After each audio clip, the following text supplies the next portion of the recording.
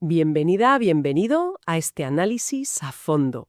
Hoy nos sumergimos en un texto antiguo que, fíjate, aborda un problema muy humano y sorprendentemente actual.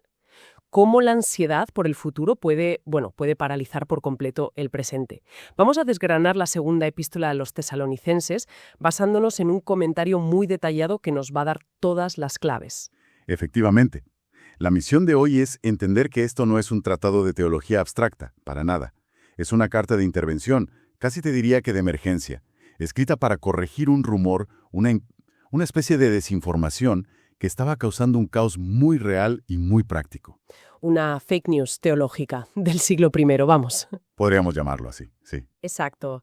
Así que exploraremos ese contexto de crisis, el mensaje profético tan potente que utiliza para corregirla, con esa figura tan conocida como el hombre de pecado, y luego las instrucciones tan directas sobre algo fundamental como el trabajo. Empezamos. Para situarnos, la primera carta a esta comunidad parece que fue un éxito.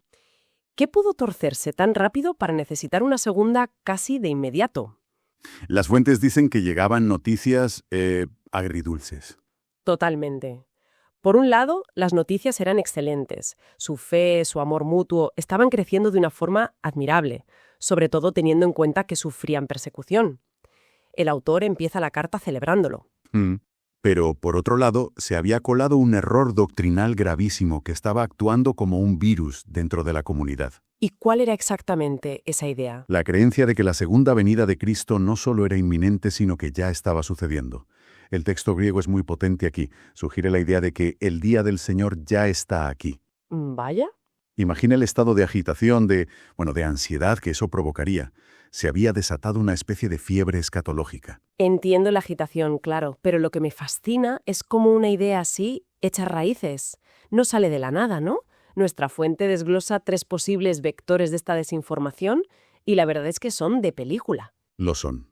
El primero es casi comprensible. Una mala interpretación de la primera carta que les había enviado el propio Pablo. A veces lees lo que quieres leer, sobre todo si estás bajo presión, ¿sabes? Claro. El segundo ya es más preocupante. Gente dentro de la comunidad que afirmaba tener una revelación directa por el Espíritu que confirmaba esta idea. Una profecía interna, por así decirlo. Eso ya tiene más autoridad, pero el tercero es el que me parece más grave de todos. Sin duda. El tercer vector era una carta falsificada, una carta que circulaba con el nombre de Pablo, diseñada específicamente para propagar este bulo. O sea, que no era un simple malentendido. No. Esto nos dice que podría haber una campaña deliberada para desestabilizar a la comunidad. Estaban lidiando con suplantación de identidad y desinformación a gran escala. Claro, y con una carta falsa circulando entiendo la urgencia de escribir una de verdad para desmentirla.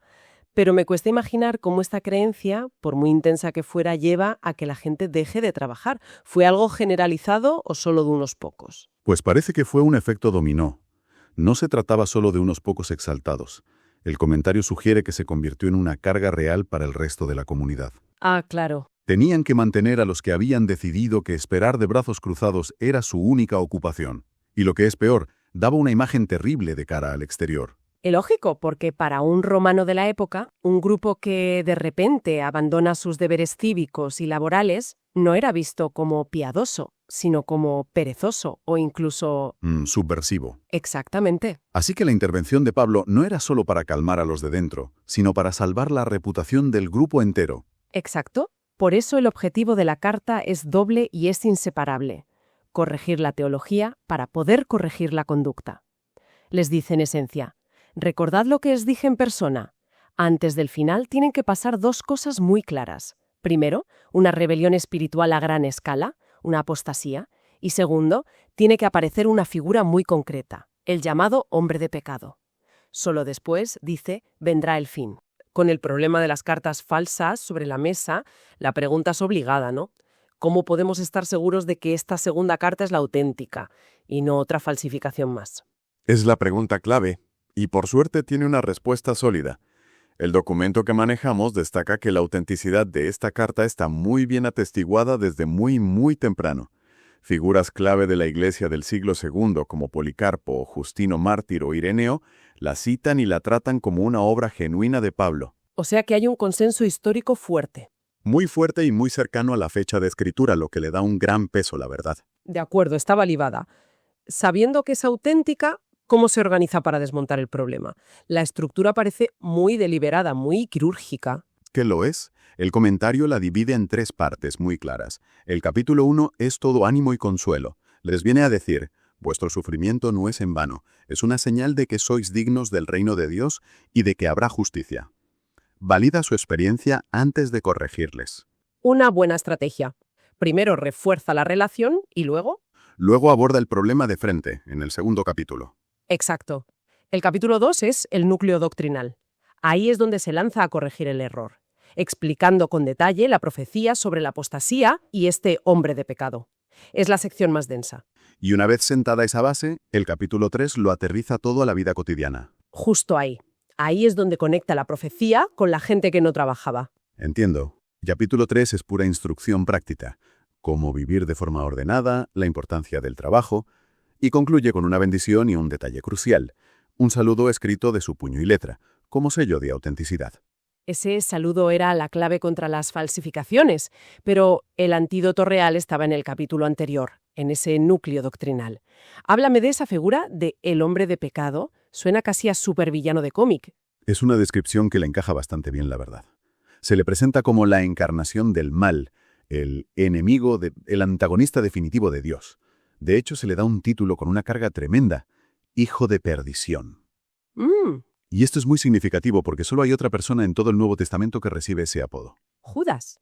Iscariote, Judas Iscariote. el traidor por excelencia. Eso lo coloca en una categoría de maldad muy específica, ¿no? No es un enemigo cualquiera, es la traición personificada. Exacto. No es un adversario externo, sino alguien que representa la corrupción desde dentro. Y su característica principal, lo que lo define, es una arrogancia blasfema sin límites.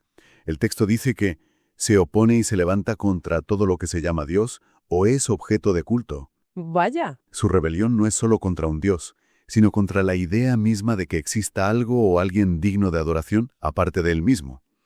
Y esa arrogancia llega a un punto culminante, casi teatral, según el texto. Sí, totalmente.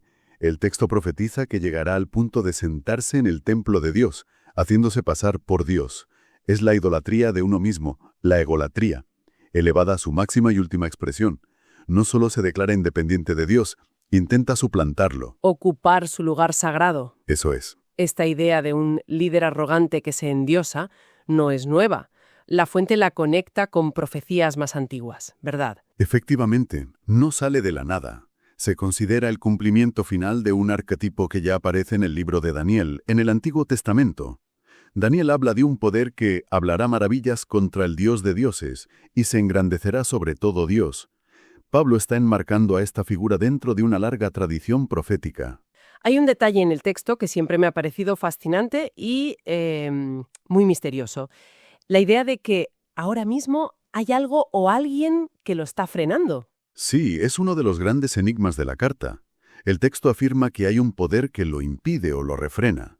Y lo curioso es que usa tanto una forma neutra, lo que lo impide, como una masculina, el que lo impide, lo que ha generado siglos de debate sobre si es un sistema, como el Imperio Romano y su ley, o una figura, quizás un ser angelical. Lo único claro es que cuando ese freno será quitado de en medio, este inicuo, como también lo llama, se manifestará sin restricciones. ¿Y qué le espera una vez se manifieste? Porque parece que su reinado es intenso, pero breve. Su destrucción es tan espectacular y segura como su manifestación. El texto es muy poético y contundente. El Señor lo matará con el espíritu de su boca y lo destruirá con el resplandor de su venida. Es casi instantáneo entonces. Prácticamente, en el momento de su máximo poder aparente, es aniquilado por la mera presencia de Cristo. Y se nos dice que su poder no es genuino, es un poder basado en el engaño. Totalmente. Su poder, dice la fuente, opera con la energía de Satanás con gran potencia y señales y prodigios mentirosos. Es una imitación, una falsificación demoníaca del poder de Cristo. No crea, solo copia y engaña. Y aquí es donde la profecía se vuelve profundamente pastoral, ¿no? No es solo un vaticinio para satisfacer la curiosidad sobre el futuro. Sirve para trazar un contraste brutal entre dos destinos, dos caminos que la gente puede elegir en el presente. Por un lado están los que perecen, los que siguen a este gran engañador. Y el comentario subraya algo clave. Su perdición no es arbitraria, sino una consecuencia directa de una elección que ellos mismos hacen. La frase es: perecen por cuanto no recibieron el amor de la verdad para ser salvos. Es que ese matiz es fascinante. No dice simplemente que no creyeron la verdad. Dice que no amaron la verdad. Implica una disposición del corazón, no solo de la mente. Rechazaron la verdad porque, como añade el texto justo después, tuvieron placer en la injusticia. Había una afinidad moral, entonces. Eso es, un gusto por el mal que les hacía impermeables a la verdad. Es una idea muy potente. No es ignorancia. Es un rechazo activo, casi visceral, de la verdad porque prefieren la alternativa. Y como consecuencia el texto dice algo que suena durísimo: que Dios les envía un poder engañoso para que crean la mentira. ¿Cómo se entiende eso? Es un concepto de juicio divino que puede resultar chocante, pero que aparece en otras partes de la Biblia. La interpretación que ofrece el material no es que Dios crea el engaño de la nada, sino que, como un acto de juicio, confirma y solidifica la dirección que ellos ya han elegido libremente. Ah, entiendo. Al rechazar de forma persistente la verdad, se abren por completo a la mentira, y Dios permite que ese engaño tenga su efecto pleno sobre ellos. Es como si les dijera: esto es lo que queréis, pues tenedlo hasta sus últimas consecuencias. Entendido. Es un juicio que ratifica una elección, no que la impone. ¿Y cuál es la otra cara de la moneda? El destino de los creyentes de Tesalónica. Ahí el tono de la carta cambia de forma radical. Pasa de la oscuridad más absoluta a la luz. Se vuelve hacia ellos y les dice: pero nosotros debemos dar siempre gracias a Dios por vosotros, de que Dios os haya escogido desde el principio para salvación. El contraste es total. Perdición por amar la injusticia frente a salvación por la elección de Dios a través de la fe en la verdad. Y esta elección divina, como bien explica la fuente, no es una licencia para la pasividad. No es un «estoy salvado, así que me siento a esperar», que era precisamente el problema original, no. Todo lo contrario. Se presenta como el mayor incentivo posible para la acción y la perseverancia. La conclusión lógica que extrae es: así que, hermanos, estad firmes y retened la doctrina. Su seguridad no se basa en sus propios méritos, sino en la fidelidad de Dios. Y es esa seguridad la que debe motivarles. Precisamente, esa seguridad es la que debe motivarles a vivir de acuerdo con lo que han aprendido, en lugar de dejarse llevar por el pánico o la pereza. Y esto nos lleva de vuelta de una forma magistral al problema del principio. La gente que había dejado de trabajar. Es increíble cómo una profecía tan elevada acaba teniendo una aplicación tan terrenal. La conexión es directa y explícita en el capítulo 3. Después de asentar toda la base teológica, da un mandato muy claro: que os apartéis de todo hermano que ande desordenadamente. Y esa vida desordenada es la de aquellos que, con la excusa de la venida inminente del Señor, habían abandonado sus responsabilidades. Y no se limita a dar una orden desde un pedestal. Como suele hacer, se pone a sí mismo como ejemplo. Exactamente. Les recuerda: vosotros mismos sabéis de qué manera debéis imitarnos. Y es muy gráfico en su descripción. No comimos de balde el pan de nadie, sino que trabajamos con afán y fatiga, noche y día, para no ser gravosos a ninguno. Deja claro que él no pide nada que no haya hecho primero. Y en este contexto es donde establece esa regla que se ha hecho casi un proverbio universal. Sí, la famosa máxima que nuestra fuente cita directamente: si alguno no quiere trabajar, tampoco coma. Es una llamada a la responsabilidad personal y critica con dureza a los que andan desordenadamente, no trabajando en nada, sino entremetiéndose en lo ajeno. Ese detalle es muy revelador. La ociosidad no les llevaba a una contemplación pacífica, sino a convertirse en cotillas y entrometidos. El desorden genera más desorden. Exacto. Por eso la instrucción final es tan sencilla y tan profunda a la vez: que trabajando sosegadamente, coman su propio pan. La vida cristiana auténtica no es una espera pasiva y caótica, sino una vida activa, responsable y tranquila, precisamente porque se tiene la esperanza segura del futuro. La esperanza no anula la responsabilidad, sino que la fundamenta. Justo eso, la fundamenta. Y para cerrar el círculo, volviendo al tema de las falsificaciones que desató toda la crisis, añade ese último sello de seguridad en la carta. Precisamente. Para que no le volviera a pasar, Para que nadie pudiera usar su nombre en vano, concluye con esa nota personal. La salutación de mi propia mano, de Pablo, que es el signo en toda carta mía, así escribo. Añadía un saludo final de su puño y letra como marca de autenticidad. Como bien dice el comentario, un método antifraude del siglo I. Una firma manuscrita para verificar el documento. Resumiendo entonces, lo que tenemos es una carta de intervención escrita para calmar una fiebre por el fin del mundo que estaba generando problemas muy reales. Y lo hace combinando una teología profética de altísimo nivel con consejos increíblemente prácticos. Demuestra la conexión inseparable entre lo que crees y cómo vives. Para estas primeras comunidades, lo que creían sobre el futuro determinaba literalmente si se levantaban a trabajar por la mañana. Una teología equivocada llevaba a una vida desordenada, una teología correcta a una vida de trabajo sosegado y esperanza firme. Nuestra fuente menciona cómo esta profecía sobre la figura antagónica ha sido reinterpretada a lo largo de la historia, identificándola con distintos sistemas o líderes. Y esto nos deja con una reflexión final para hoy, ¿no? En nuestra era de sobrecarga informativa, de polarización y de fake news constantes, ¿qué significaría no recibir el amor de la verdad?